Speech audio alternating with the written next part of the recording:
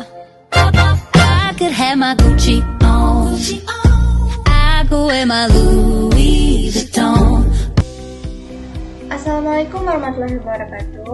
Halo semuanya, perkenalkan nama saya Alexandra Yola Marisha Arifin dari Gizi kelas 1B. Di video kali ini, kita akan ngobrolin sesuatu yang penting banget. Sesuatu yang mungkin sering kita lihat, tapi jarang kita sadari. Tanpa kita sadari, ada sesuatu hal yang perlahan-lahan meracuni bangsa ini. Bukan hanya di ruang pemerintahan, tapi juga di jalanan, di pasar, bahkan di rumah kita sendiri. Sesuatu yang dulu dianggap memalukan, kini justru dianggap biasa. Itulah korupsi, penyakit lama yang kini menjelma menjadi budaya. Kini tanpa disadari, korupsi telah menjelma menjadi sebuah budaya. Terlebih di Indonesia, korupsi seolah sudah menjadi hal yang lumrah bagi segala lapisan masyarakat, dari yang muda hingga yang tua. Akibatnya, korupsi pun makin mengakar kuat dan perlahan telah menjadi sebuah kebiasaan.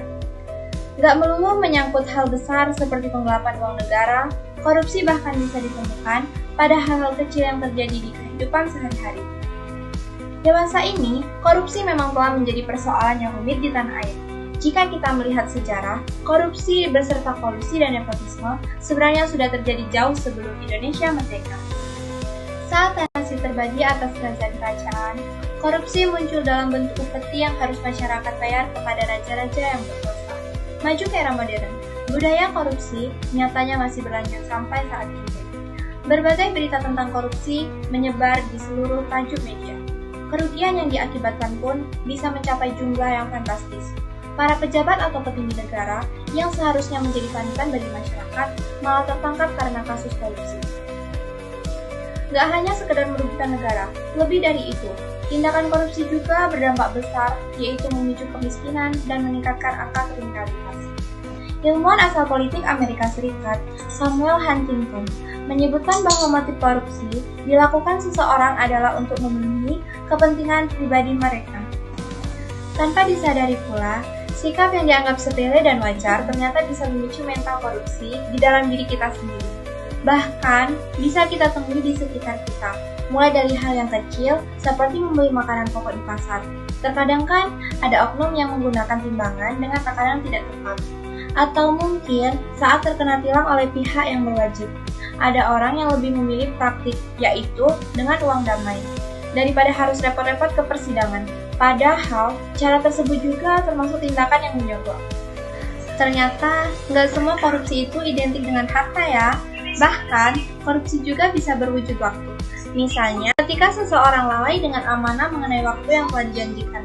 Contohnya, telat masuk kelas atau telat mengumpulkan tugas ke dosen, dan masuk kerja terlambat. Dan masih banyak lagi contoh lainnya. Fenomena korupsi memang telah menjadi persoalan pelik yang tidak kunjung usai di Indonesia. Nilai kejujuran dan kebenaran pun perlahan mulai terkikis dari masyarakat. Namun, hal tersebut bukan berarti membuat kita hanya tinggal diam. Bangsa ini bisa berubah jika kita mulai mengubah cara pandang kita dengan cara meninggalkan budaya korupsi itu sendiri. Sebagai warga negara yang baik, sudah menjadi kewajiban kita bersama untuk selalu menegakkan keadilan dan berpartisipasi dalam memberantas korupsi. Kita bisa berperan sebagai watchdog atau kontrol sosial, serta mendukung lembaga-lembaga resmi anti korupsi menjalankan tugasnya. Dan, yang paling penting, kita juga dapat mencegah perilaku korupsi dimulai dari diri kita sendiri, dengan menerapkan sikap mau mengambil hak orang lain. Dengan upaya pencegahan korupsi dari diri sendiri, nantinya akan tercipta individu yang ramah, amanah, dan jujur. Jadi, mulai sekarang, mari kita biasakan diri untuk jujur, berani menolak korupsi, dan gak membiarkan hal-hal kecil yang salah jadi sesuatu yang biasa.